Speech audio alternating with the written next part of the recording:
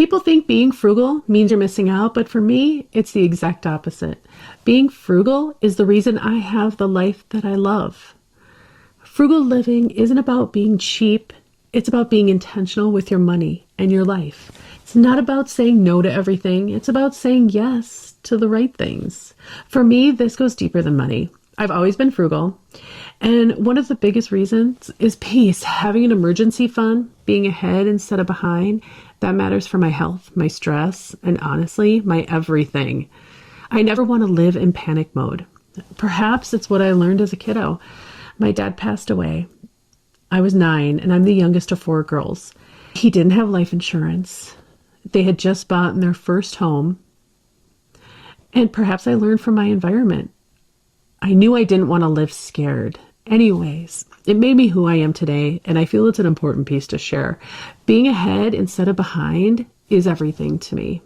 And because I live this way, I get to say yes to the things that actually matter.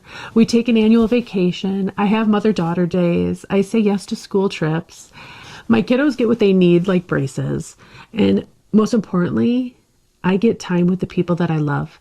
I don't want a life that looks rich. I want one that feels rich. One thing that I've always told my kids when we're on a trip or doing something special, I remind them, this is why I said no before. This is why we didn't buy everything. So we can have this. And that's when it clicks for them. That $90 pair of jeans or the $25 ones that look just as good. We choose what actually matters. That's when they start to understand what actually matters. And listen, I'm frugal in real life, not just in theory. I drive an 11-year-old car. I'm mindful about heat and air. I throw on a sweatshirt or use a fan. I keep the temp in the home at a reasonable level. I bulk up in sweats. Wear my nice robe if it's a little chilly inside. I have an electronic fireplace in my bedroom that I'll set on a timer if it's really cold before I go to bed to warm me up a little bit just so I can sleep really good. I use a fan instead of cranking up the AC. Or sometimes we'll even go in the basement to watch TV on really hot days because it's cooler down there. I do limit showers to 10 minutes instead of 30. Take a jacuzzi once a month instead of every week. I actually have battery-operated candles throughout this house set on timers so we can walk through the house and have our path lit up so we don't fall. But we don't have to have all the lights on in the house. Like small, reasonable home choices, doing DIY projects or going to the thrift store. Small, reasonable home choices, huge. Like furnishing my home, 85% of it on Facebook Marketplace. True story. This I did for like $500, including framing my own artwork.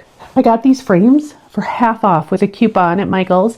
I took pictures of us on the lake, put them in sepia or whatever that color is, printed them, and do our own artwork, pieces of us on our walls. Little swaps like this add up. I just go without things that don't matter. And here's what really changes your life. When extra money comes in, I don't blow it. I increase my 401k after a work raise. I move it forward. That's how you level up quietly. And sometimes that means a side hustle for extra income. Nobody knows better than you what kind of life you actually want. So how you can level up quietly, a side hustle, extra income, a part-time job. Years ago, I would get a seasonal part-time job if my emergency fund was low to build that up so I didn't have to stress anymore. And now I have 5 side hustles. I know, 5. And I should probably make this into a video.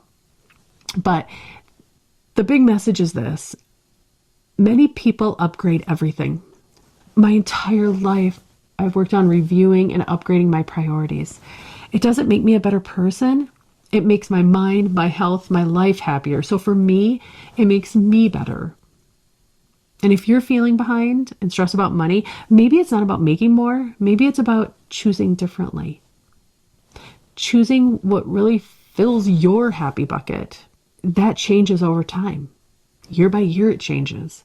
So every year I sit down and do a review of what is still important to me, what's important to my family. And I do whatever it takes to get there.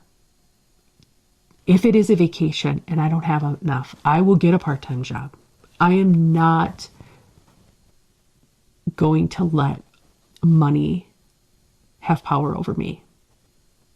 I want to have as much power as I can over it. And I do whatever I can to keep that going. I'm Casey, and I honestly love bringing small tips that make big differences. And I hope you enjoyed this episode.